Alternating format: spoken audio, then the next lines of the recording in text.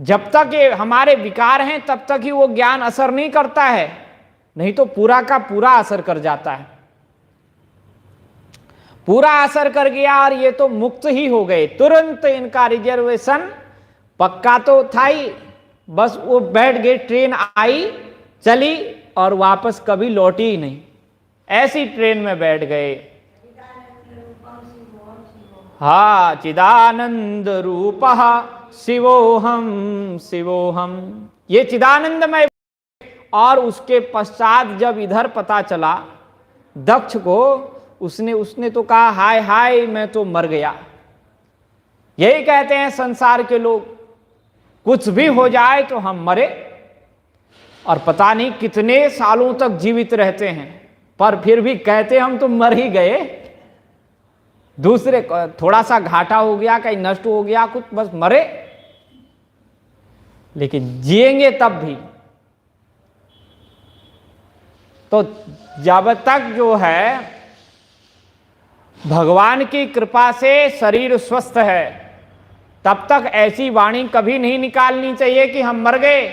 फिर मर के क्यों जीना चाहते हो? मर गए तो मर जाओ फिर।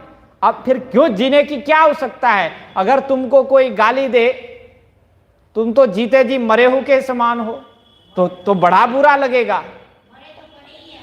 और जब चाहे कहेगा कि हम तो मर गए और फिर जीने लग जाए, और कोई कह दे कि तुम तो मर गए थे, अब तो तुम प्रेत आत्मा हो, प्रेत बन के घूम रहे हो, तब उसको बड़ा बुरा लगे। तो इसलिए अपशब्दों का प्रयोग कभी अपने लिए या दूसरे के लिए नहीं करना चाहिए। अपशब्दों का प्रयोग नहीं करना चाहिए। ये तो कहने लगे महाराज मैं तो मर गया। ब्रह्मा जी ने कहा अभी तो जीवित हो, अभी तुम मरे नहीं हो, शांत रहो थोड़ा। सभूयः पांचजन्यायाम अजेना परिशांत्वितः पुत्रान अजनयत दक्षः सबलास्वान सहस्रशः। अभी तो तुम 10,000 पुत्रों को उत्पन्न कर सकते हो। तो उन्होंने कहा ठीक है पिताजी, जैसी आपकी आज्ञा। पिताजी की आज्ञा प्राप्त करके फिर इनके घर में 10,000 पुत्र उत्पन्न हुए, जिनका नाम रखा सबलाश्व। सबलाश्व को अब जन्म हुआ, कुछ दिन बाद बड़े हुए, तो उन्होंने कहा पिताजी हमको क्या आज्ञा है? उन्होंने कहा जाओ नारायण सरोवर में जाकर के तपश्चर्या करो। ठीक है पिताजी, जैसी आपकी आज्ञा, आज्ञा पालन करने चले गए। और नारद जी जो है ये भी भगवत परायण हैं, देव कार्य करते हैं, जैसी भगवान की प्रेरणा होती है वैसा करते हैं।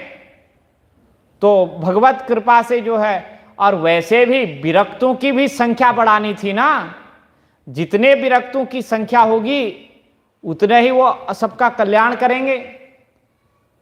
दोनों पार्टियां चाहिए, एक ही पार्टी रहेगी तो काम ढंग से नहीं होता है।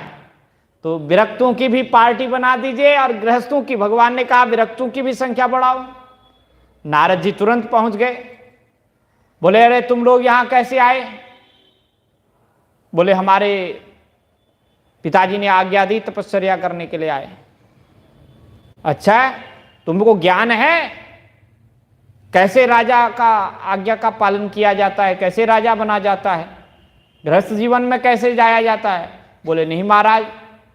तो मैं उपदेश करूं? बोले हाँ आप उपदेश करो। उपदेश दिया, उपदेश दे करके इनको भी मुक्त कर दिया, और एक सुंदर मंत्र दे दिया, ओम नमो नारायणाय पुरुषाय महात्मने विशुद्ध सत्वधिष्णाय महाहंसाय धीमहि।